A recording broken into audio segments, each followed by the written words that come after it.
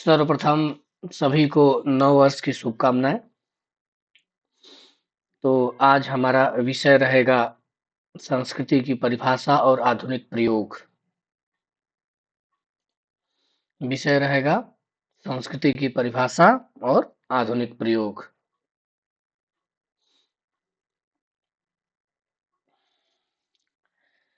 आधुनिक समय में संस्कृति शब्द का प्रयोग अधिकतर कल्चर के पर्याय के रूप में किया जाता है, जो मुख्यतः विभिन्न देशों और समाजों के अलग-अलग आदतों, परंपराओं और जीवन शैली को दर्शाता है।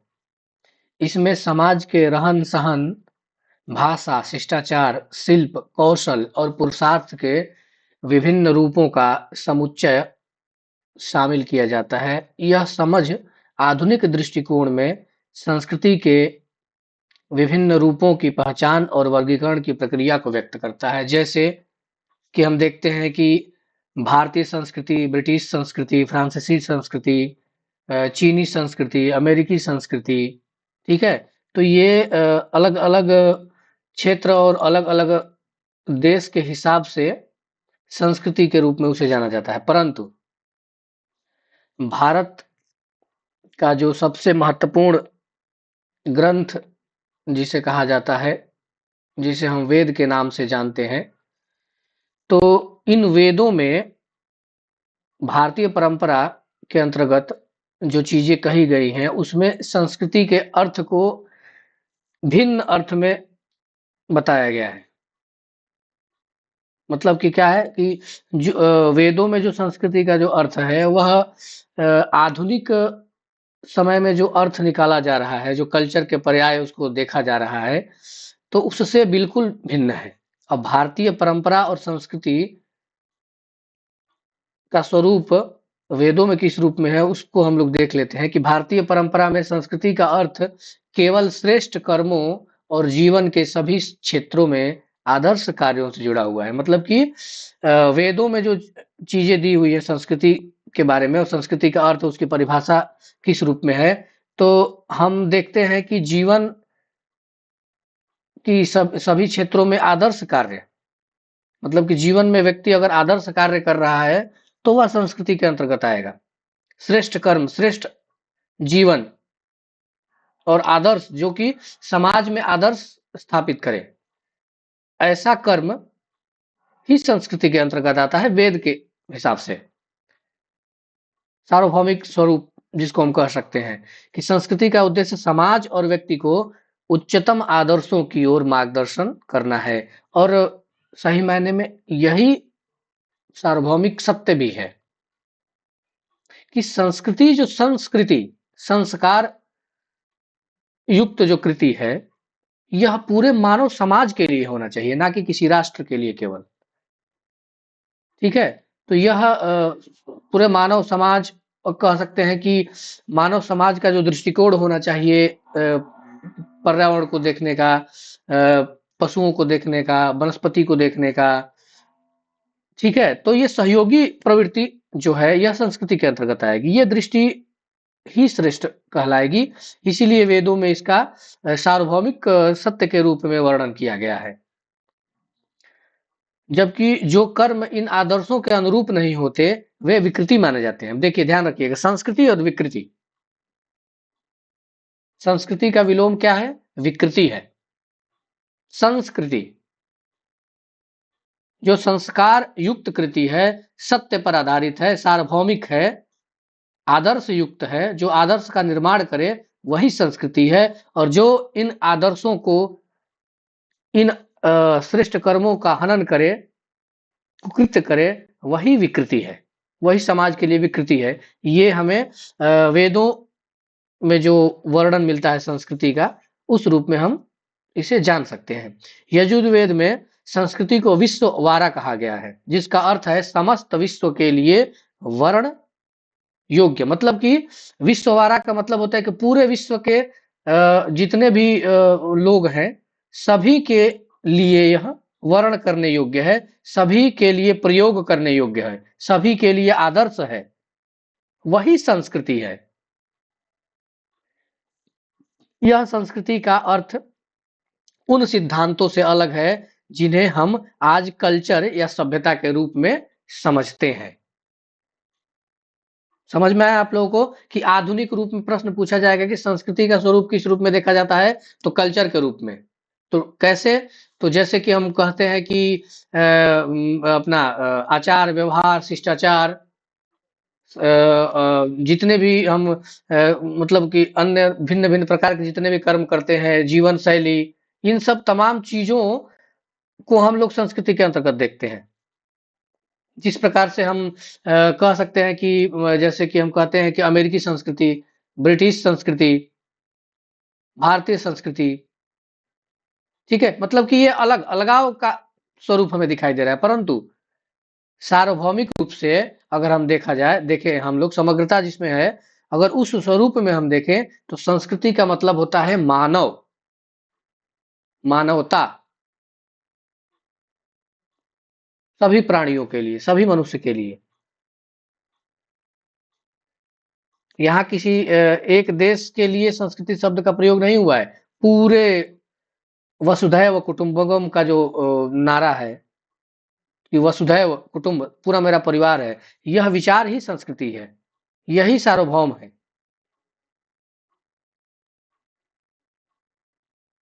तो इस रूप में हम भारतीय परंपरा और वेदों के अनुसार संस्कृति को हम देखते हैं कि एक तरफ सार्वभौमिक स्वरूप में संस्कृति का अर्थ और परिभाषा दिखाई देता है, और दूसरी तरफ आधुनिक समय में इसे कल्चर और सभ्यता के रूप में समझते हैं।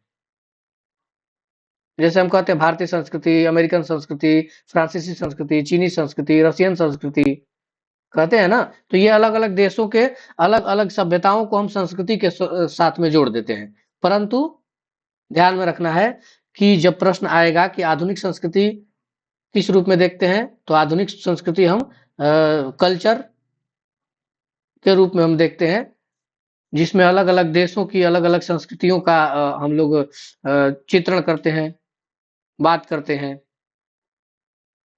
परंतु अगर भारतीय परंपरा और वेदों में, यजुर्वेद में जो वर्णन हुआ है संस्कृति को, जो विश्ववारा कहा गया है, उसका वर्ण हम लोग पूरे प्राणी मात्र, मतलब मानव मात्र को हम देख सकते हैं। प्राणी में मानव मात्र के तरफ हम देख सकते हैं, जिसमें मनुष्य का कर्म हो गया, धर्म हो गया, व्यवहार हो गया, आचरण हो गया। यह नजरिया किस प्रकार का होना चाहिए? पर्यावरण को लेकर, पशु पक्षियों को लेकर, वनस्पतियों को लेकर। तो ये जो विचार होना चाहिए, ये विचार केवल ऐसा तो नहीं है ना कि केवल भारत के लोगों को ही पशु पक्षियों से प्रेम करना चाहिए, पर्यावरण से प्रेम करना चाहिए। ये चीज तो हम पूरे धरा पर लागू कर सकते हैं ना, पूरे विश्व के लिए लागू हो सकता है। तो ये जो पूरे विश्व के लिए लागू होने वाला जो विचार है, जो आदर्श स्वरूप है, यही तो वेद कह रहा है ना, कि यही संस्कृति है। परंतु आधुनिक समय में इसको अलग रूप में, अलग अलग अलगाव के रूप में देखा जा रहा है संस्कृति को। ठीक है। देखो यहाँ पे दिया भी है ना कि आधुनिक समय में संस्कृति शब्द का प्रयोग अधिकतर कल्चर के पर्याय के रूप में देखा जाता है, जो मुख्यतः भिन्न भिन्न देशों और समाजों के अलग आदतों, मतलब सभी समाज के अलग अलग आदतें हैं, तो अलग अलग जहां चीज आया वहां संस्कृति नहीं है, वो सभ्यता हो सकता है। अगर हम संस्कृति शब्द जो है उसके अर्थ में जाएं, जो वेद में जो वर्णन है उसका, उस रूप में तो समग्रता है, पूरे धरा के मानव के लिए है कि एक ही रूप होना चाहिए उसका, उस रूप में अलग हो गया, और वही सार्वभौमिक सत्य है। यहाँ अलग अलग आदतों, परंपराओं और जीवन शैली को दर्शाता है, मतलब अलग अलग आदतें हैं, परंपराएं हैं, जीवन शैली है। इसमें समाज के रहन सहन,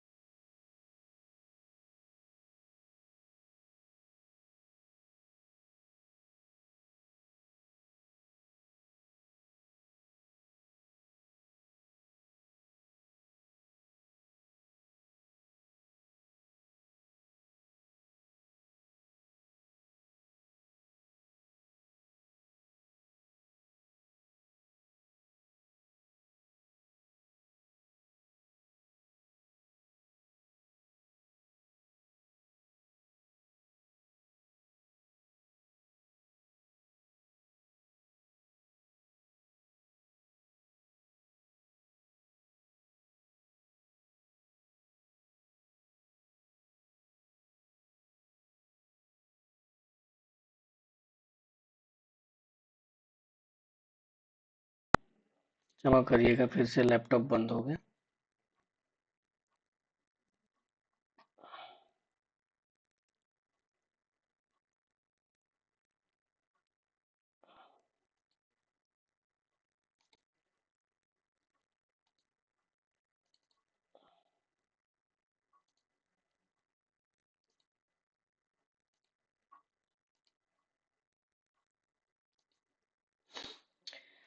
चलिए, हम लोग कहाँ पर थे? हाँ, आधुनिक प्रयोग, ठीक है। तो इसके अंतर्गत जो है, जैसे हम कहते हैं भारतीय संस्कृति, ब्रिटिश संस्कृति, फ्रांसीसी संस्कृति, अमेरिकी अमेरिकी संस्कृति, परंतु ये अलग अलग देश को संबोधित कर रहा है संस्कृति। तो यह पूर्णतः सार्वभौमिक संस्कृति नहीं हुई। संस्कृति का मतलब होता है पूरे धरा, और केवल उसमें अलगाव नहीं होना चाहिए। वहां अगर वहां मनुष्य के आदर्श, मनुष्य का व्यवहार जो कि सकारात्मक हो, आदर्श के रूप में हो, ठीक है, जो पूरे मनुष्य पर लागू होता है, वह स्वरूप जो है हमें वेद में देखने को मिलता है। भारतीय परंपरा, ज्ञान परंपरा के अंतर्गत संस्कृति का अर्थ हमें उस रूप में दिखता है, परंतु आधुनिक प्रयोग में अलग दिखता है। आधुनिक प्रयोग में अलगाववाद है, दिखाई देता है। अलग अलग देश के हिसाब से संस्कृतियां दिखाई दे रही हैं। ठीक है, तो ये ध्यान में रखना है कि वेद के अनुसार संस्कृति शब्द का अर्थ जो है क्या है, और आधुनिक प्रयोग मतलब आधुनिक समय में इसका प्रयोग किस रूप में हो रहा है, आधुनिक प्रयोग में इसका प्रयोग अलग रूप में हो रहा है। ठीक है, और इसका कारण अधूरा ज्ञान भी है। कुछ अनुवाद का भी प्रभाव है इस पर कि कैसे बहुत सारे भारतीय भाषाओं का अनुवाद गलत तरीके से कर दिया जाता है, इसके पीछे कारण है एक।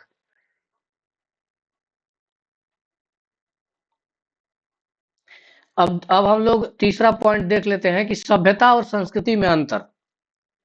ठीक है, वस्तुतः आजकल जिसे हम कल्चर, संस्कृति कहते हैं, उसे अक्सर सिविलाइजेशन मतलब सभ्यता, सिविलाइजेशन अंग्रेजी में कहा जाता है सभ्यता को, परंतु सिविलाइजेशन को अधिकतर संस्कृति के साथ भी जोड़ दिया जाता है। संस्कृति के शब्द अर्थ के रूप में भी बहुत लोग प्रयोग कर देते हैं, परंतु ये गलत है, के रूप में लिया जाता है। आधुनिक समाज में संस्कृति और सभ्यता को एक ही मान लिया जाता है। ध्यान में रखना है कि आधुनिक समाज में संस्कृति और सभ्यता को किस रूप में माना जाता है, प्रश्न आएगा तो एक रूप में मान लिया जाता है। और किसी समाज के सभी प्रमुख क्रियाओं जैसे धर्म, शासन, शिष्टाचार, कला को सभ्यता और संस्कृति के रूप में देखा जाता है। नहीं, सभ्यता के रूप में देख सकते हैं, परंतु संस्कृति के रूप में इसे नहीं देखा जाना चाहिए। ठीक है, पहले ही बोला हूं कि संस्कृति का मतलब वो सार्वभौमिक होगा, समग्र मानव जीवन इसमें आएगा, और उसमें भी सकारात्मक आदर्श क्रियाएं आएंगी जो समाज को सुचारू रूप से चलाने के लिए उपयोगी हैं। लेकिन भारतीय दृष्टिकोण में सभ्यता और संस्कृति के बीच एक अंतर है।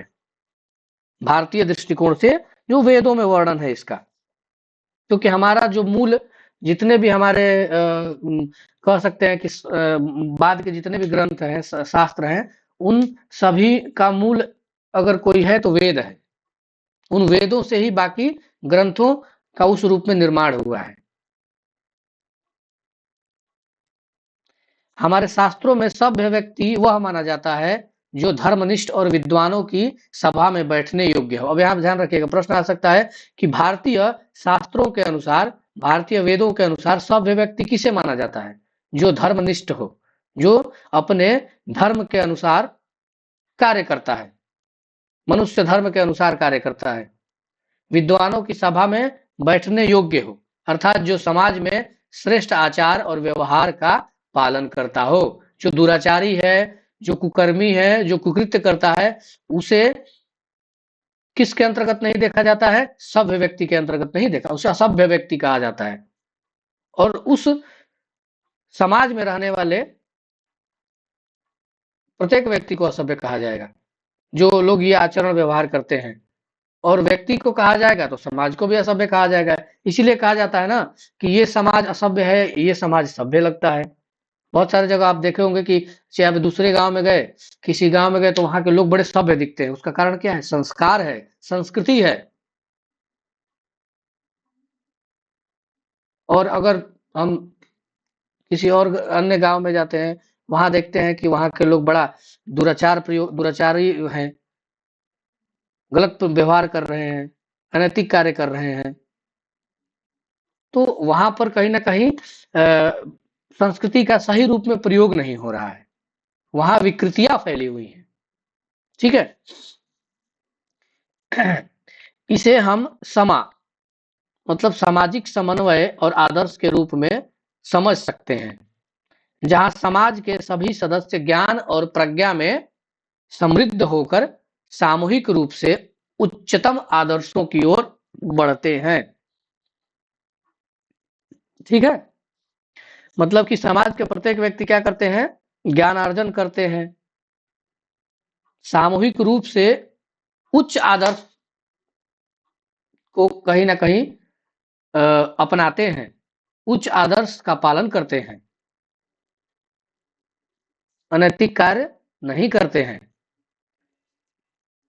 इसमें धर्म, जैसे कि हम देखते हैं कि संस्कृति और सभ्यता में अंतर क्या है, इसको इसको हम देख लेते हैं, इसके क्या-क्या बिंदु हैं। पहला बिंदु है संस्कृति में कि इसमें धर्म, कला, दर्शन, साहित्य, संगीत, नृत्य आदि शामिल है संस्कृति के अंतर्गत। क्या है? धर्म, कला, दर्शन, साहित्य, संगीत, नृत्य आदि शामिल है। वही पहला बिंदु जो है सभ्यता में क्या है? प्राकृतिक घटना पर प्रौद्योगिकी का समावेश है।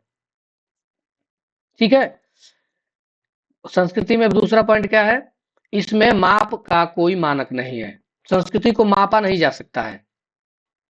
ठीक है? ध्यान में रखना है कि संस्कृति को मापा नहीं जा सकता है। अगर प्रश्न में आएगा कि दे देगा कि संस्कृति को किस रूप में आप देखते हैं? कुछ विशेषता बताइए, तो उसमें आ जाएगा कि संस्कृति को मापा जा सकता है, संस्कृति को मापा नहीं जा सकता है। यह बाह्य रूप है, यह आंतरिक है। ऐसे ऐसे आएँगे आपको मतलब कि बहुविकल्पी में पॉइंट ऐसे आ सकते हैं। तो इसमें से आप कौन-कौन से बिंदु लगाओगे कि इसको मापा नहीं जा सकता है, यह आंतरिक और अंत है। ठीक है? इस रूप में आपको देखना है। वहाँ पर प्रश्न आपको दिखेंगे, इससे संबंधित हम प्रश्न करवाएँगे आप लोगों को। आप लोग चिंता मत करिए। इसमें माप का एक सटीक मानक है। किसमें? सभ्यता में। संस्कृति में तीसरा पॉइंट क्या है? आगे बढ़ने को लेकर निश्चित नहीं है। वहीं सभ्यता क्या है? हमेशा आगे बढ़ता रहता है। अगर सभ्यता आगे नहीं बढ़ेगी, तो यह मृतप्राय हो जाएगी। ठीक है? यह आंतरिक और अंत है। यह बाह्य एवं साधन है। सभ्यता साधन है, संस्कृति क्या है? क्या है? संस्कृति आंतरिक और अंत है। सभी समाज में संस्कृति होती है, केवल कुछ ही समाज में सभ्यता होती है।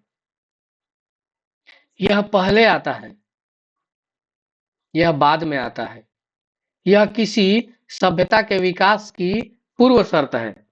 मतलब कोई भी जो सभ्यता होती है, उसके विकास से पहले संस्कृति वहाँ विद्यमान होती है। सांस्कृतिक उन्नति के एक चरण का प्रतिनिधित्व कौन करता है? सभ्यता करता है। ठीक है? तो इसे आप लोग थोड़ा खुद से भी पढ़ लीजिएगा। ठीक है?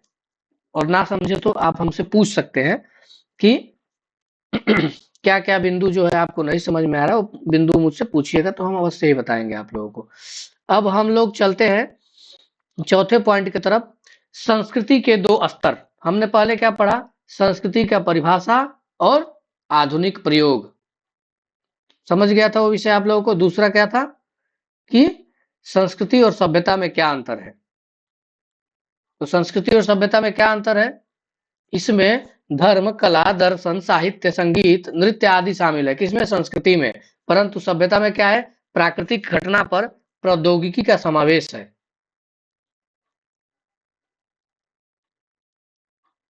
ठीक है? यह तकनीकी से संबंधित है। तकनीकी का समावेश करके सभ्यता को आगे बढ़ाया जाता है। उसमें सुविधाएँ उत्पन्न कराई जाती हैं। ठीक है? इसमें माप का कोई मानक नहीं है। संस्कृति को मापा नहीं जा सकता है। इसे मापा जा सकता, सभ्यता को मापा जा सकता है, ठीक है। सटीक मानक होता है माप का। आगे बढ़ने को लेकर निश्चित नहीं है संस्कृति, परंतु सभ्यता क्या है, हमेशा आगे बढ़ती रहती है। यह आंतरिक और अंत है, यह बाह्य।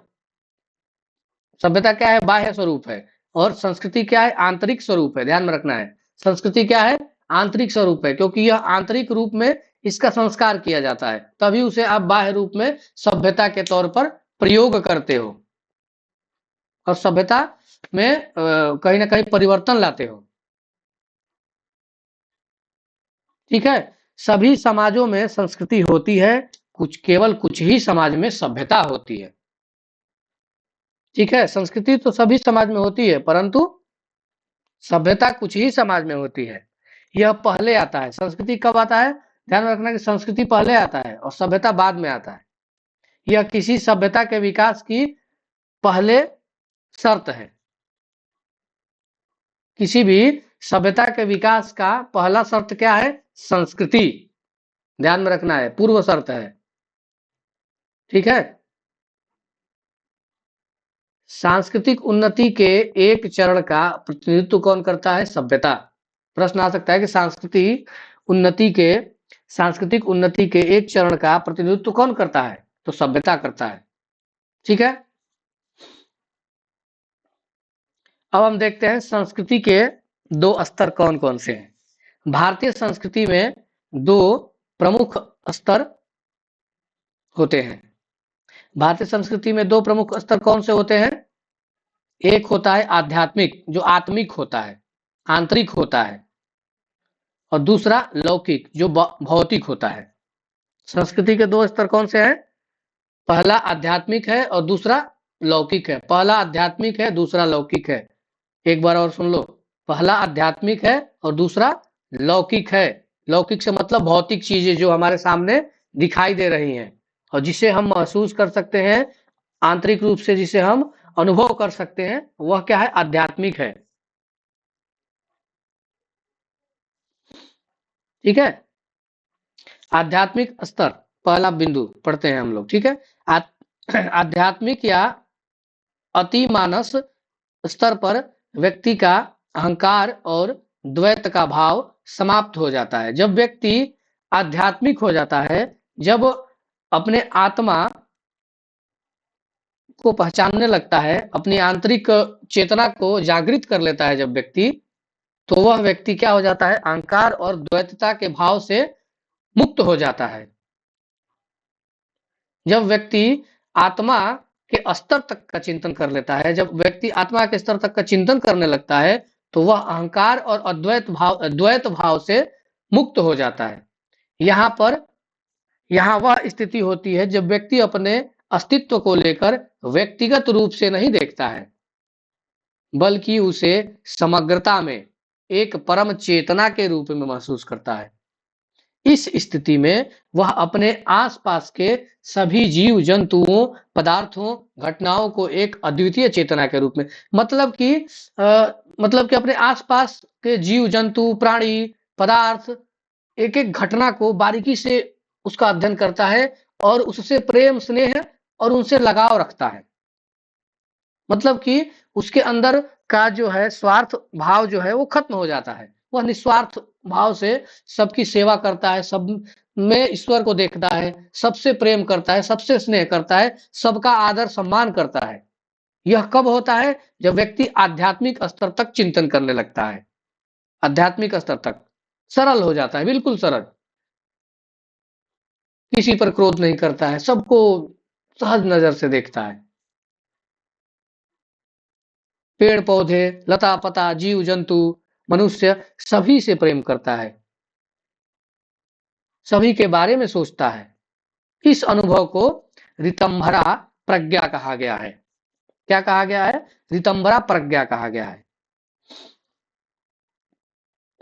जो कि चेतना से संबंधित है, जो भारतीय दर्शन में एक विशेष प्रकार की जागरूकता या उच्चतम ज्ञान की स्थिति को व्यक्त करता है। यही ऋतंभरा प्रज्ञा और यही उच्चतम ज्ञान की जो स्थिति है स्वामी विवेकानंद ने प्राप्त किया था। यही स्थिति गौतम बुद्ध ने प्राप्त किया है। यही स्थिति हम देखते हैं कि महर्षि वाल्मीकि ने प्राप्त किया। यही स्थिति हम देखते हैं कि अरविंद घोष ने प्राप्त किया। जितने महापुरुष आपको दिखाई देते हैं सभी चैतन्य हो गए। सभी के अंदर आत्मीय स्तर का जो चेतना है वो जागृत हो गई। इसीलिए वो समाज के बारे में, राष्ट्र के बारे में, विश्व कल्याण के बारे में सोचते थे। और ये विचार ही भारतीय दर्शन और भारतीय संस्कृति और सार्वभौमिक संस्कृति का परिचायक है। मतलब कि उसका प्रतीक है, स्वरूप है, परिचय देता है, उसको दर्शाता है।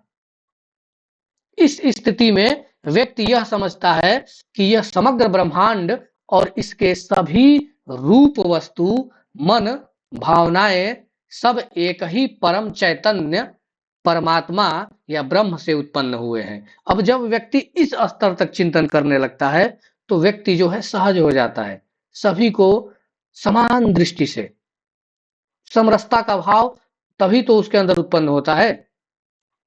और यह विषय पढ़ाने का उद्देश्य भी हमारा यही है कि सभी छात्राओं में, सभी विद्यार्थियों में समरसता का, सहजता का, प्रेम तत्व का भाव उत्पन्न हो।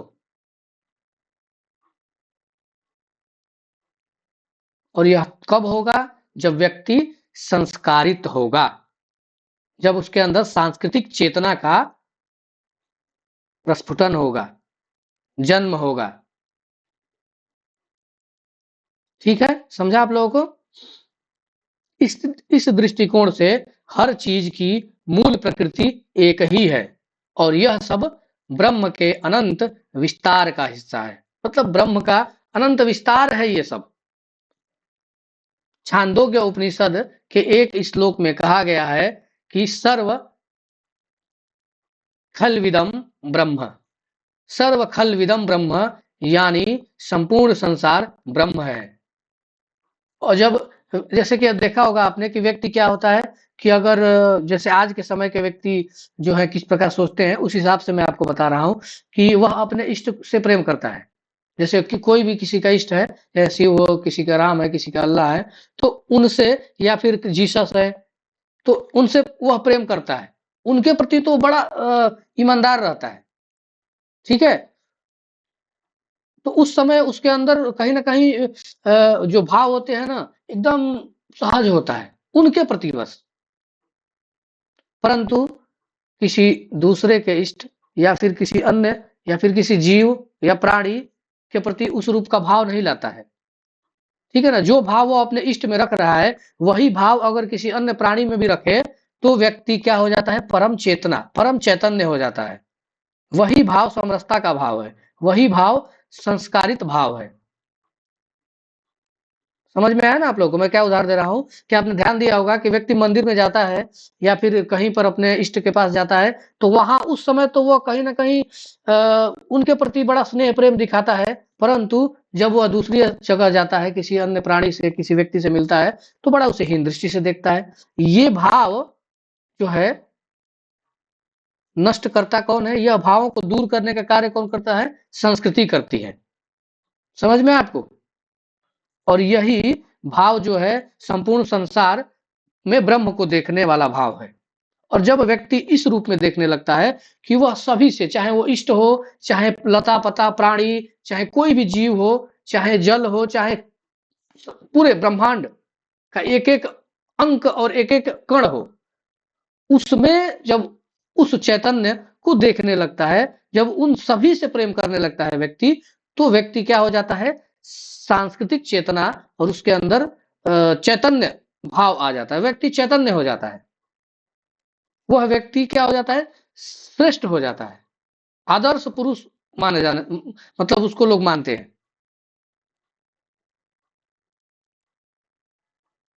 ठीक है ना? जब खुद के अंदर ब्रह्म को देखने लगता है, जब व्यक्ति खुद के अंदर ब्रह्म को देखने लगेगा, तो फिर बाकी सभी में ब्रह्म को देखेगा। यहाँ इतना सारा मैं आप लोगों को सोच रहे होंगे कि इतना आध्यात्मिक और इतने सारी चीज़ें जो हमारे सर के ऊपर से जा रही है सर, ऐसा नहीं है। आप लोग इसे सामान्य रूप से समझिए कि व्यक्ति एक व्यक्ति से प्रेम करता है परंतु बाकियों से नफ़रत कर रहा है। क्या ऐसा हो सकता है कि व्यक्ति सभी से उसी रूप में प्रेम करे, सभी को समान दृष्टि से देखे? तो ये भाव अच्छा है कि केवल व्यक्तिगत भाव अच्छा है कि केवल तुम जो है एक ही व्यक्ति को देख रहे हो, उससे प्रेम कर रहे हो, उसको अच्छा मान रहे हो, सब कुछ उसी को मान रहे हो, बाकी लोगों को नफ़रत कर रहे हो, ये भाव अच्छा है। तो समग्र रूप से सभी से प्रेम, स्नेह, सबका आदर, सम्मान करने वाला भाव अच्छा है ना? तो यही चीज़ अगर कोई आपको सिखाता है, बताता है, तो वो संस्कृति के अंतर्गत, संस्कार के अंतर्गत आता है। समझ में आया आप लोगों को एक शब्द में? चलिए आगे बढ़ते हैं। और यही जो है हम लोग आध्यात्मिक के अंतर्गत देखते हैं। आध्यात्मिक स्तर में जो है कि आंतरिक चेतना में जो भाव उत्पन्न होके बाह्य स्वरूप में प्रकाशमान जब होता है, बाह्य स्वरूप में जब हम उसे दिखाई देने लगता है, तो वह लौकिक होता है और जो आंतरिक वाला होता है, वह आंतरिक ही सर्वप्रथम आता है। ध्यान में रखना आप लोग कि आंतरिक जो चेतना है वह सर्वप्रथम आता है। इसीलिए कहा जाता है कि आपने देखा होगा कि काव्य जो सबसे पहले मानस में आता है, ठीक है ना?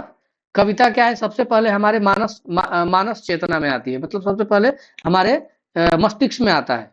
फिर उसका उसको हम गढ़ते हैं, सँवारते हैं, फिर उसको बाह्य स्वरूप देते हैं। ठीक है?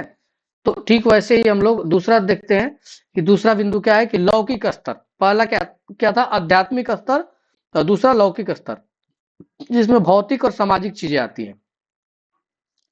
लौकिक स्तर पर जहाँ हम भौतिक संसार को देखते हैं, ठीक है? जिसमें द्वैत या भेद का अनुभव करते हैं। अब जब लौकिक स्तर से चीज़ों को देखने लगते हैं, देखिए ध्यान में रखिएगा, व्यक्ति लौकिक स्तर से देखने लगता है ना हर चीज़ को, तो व्यक्ति व्यक्तिगत हो जाता है, भेद करने लगता है सब कुछ। मतलब अपने आप को ही श्रेष्ठ बोलता है, बाकी सभी को क्या है? अपने से कम आँकता है, हीन दृष्टि से देखता है। ये भाव ही भेद उत्पन्न कराते हैं और ये भाव ही लौकिक स्तर के अंतर्गत आएँगे। यहाँ पर व्यक्ति अपने आस-पास की दुनिया को विभिन्न रूपों में और भिन्न-भिन्न व्यक्तित्वों के रूप में देखता है। ठीक है?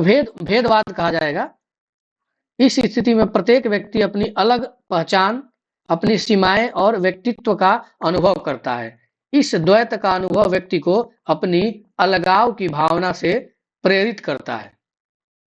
ठीक है? जिसके परिणाम स्वरूप वह अहंकार, स्वार्थ और अन्य मानसिक विकारों से प्रभावित होता है। किसके अंतर्गत? लौकिक स्तर पे। ठीक है? संस्कृति के 2 स्तर कौन से हैं? एक है आध्यात्मिक स्तर जो आत्मिक है और दूसरा लौकिक स्तर। ठीक है? लौकिक स्तर के अंतर्गत व्यक्ति विकृतियों में जा सकता है, विकार उसके अंदर आ सकते हैं, विकार उसे प्रभावित कर सकते हैं, परंतु आंतरिक स्तर पे उसे कोई क्षति नहीं होने वाली है, क्योंकि वह आंतरिक रूप से इतना मजबूत हो चुका है कि उसे बाह्य चीजें प्रभावित कर ही नहीं पाती। समझ में आया? तो संस्कृति के 2 कौन-कौन से स्तर हैं? एक है आध्यात्मिक स्तर और एक है लौकिक स्तर। लौकिक स्तर समझ में आ गया ना? भौतिक होती है, जो आपको समाज में जो चीज़ें दिखाई देती हैं।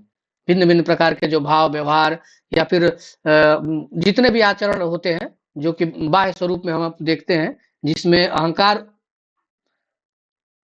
उपज जाता है, स्वार्थ भाव होता है, जिसमें भेद की दृष्टि होती है।